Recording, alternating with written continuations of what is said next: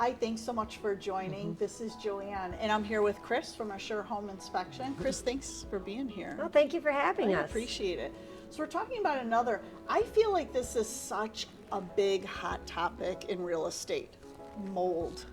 I feel like we see it often. It comes up on inspections often. We see it in our homes often. So what can you start off and tell us about mold? Kind of an introductory, get in there and tell people about mold. Well, mold is very common. We see it every day. In fact, some mold is not hazardous at all. I mean, think about some of our foods and some other types of mold. It's when mold is black mold, that's when we need to get concerned about it. And yes, during home inspections, frequently we find mold in attic and crawl spaces, but it's so easily mitigated. It should never deter anyone from buying a home. And I think that's what Chris just said. I think that's just such a big takeaway because I think, I don't know, we get so nervous about it. We hear the word and we think, oh my gosh, I can't, remediate this or get rid of it. But Chris will tell you firsthand, and we'll get into all of the meat and potatoes about how to do that. How does mold, what starts that mold? Well, first of all, to have mold in a house, you have to have moisture and air. The first thing to do is, if you do see signs of mold, is to find where the moisture or water intrusion is coming into the home.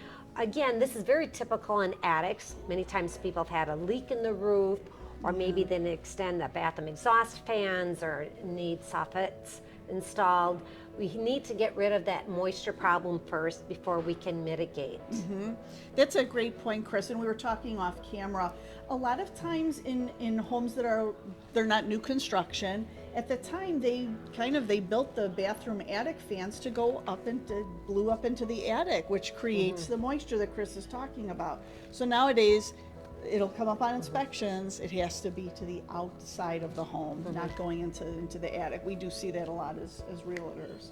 So what do I do, Chris, if I'm a homeowner and I say, gee, and a lot of times, and we've talked about this too, I'm not feeling well.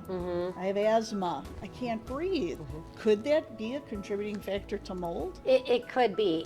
We get a lot of those calls, especially at this time of the year.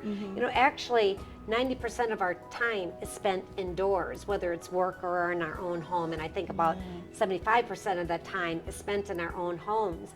People don't realize that our indoor air quality is 2 to 5 times more polluted than outdoor air quality. And so if someone is feeling asthmatic, feeling stuffy, wheezing, coughing, itching, even maybe a little bit of a head fog, that can be caused by mold or other indoor air quality. Wow. And 2 to 5 times more? Yes. Polluted in your home. And like you said, we always hear about environmental pollutants and things like that, but we have to watch. I think nowadays too, especially with new construction, they build everything so tight. Right. And there's we're not getting that fresh air circulating that we need to. Right. If I do I'm feeling a little ill, something's not quite right, I give you a call. How do you check for mold? Okay. Well, when we get those types of calls, which is actually very frequent, especially this time of the year, our mold inspectors are also home inspectors. So a lot of times, if a client doesn't know where the mold is, we'll go up into the attic, their crawl spaces, their basement, look for areas that maybe might have had water or moisture intrusion. We test for mold either using a swab or air quality. If we don't see any evidence, then what we do is we also use indoor air quality testing equipment, which is usually a 48+ hour test where we can look for allergens much smaller than mold spores and look for air particulate, volatile organic compounds, which is off-gassing or chemicals from building materials or new furniture or air fresheners, carbon monoxide, carbon dioxide, which is also called sick home syndrome. We can test for those things, we can diagnose them, and then we can offer various solutions that might remedy some of those problems. I love that. I think you just hit on something. We don't have to be afraid of mold. I think it's just such a fear that we have. And is it important to remediate and remove, of course, we want your quality of breathing and things like that to be great. But to have Chris and her company come out there and they're able to take care of this for you in a short period of time, right? This isn't a 3-month process, Right. or, you know. How long does something take usually if someone comes in to remediate, maybe the attic, Okay. as an example? I mean, that can be accomplished in anywhere from 3 to 8 hours, depending on how Okay. extensive the job is. Okay. But easily can be taken care of, and there's usually a warranty on a process like that too. Okay.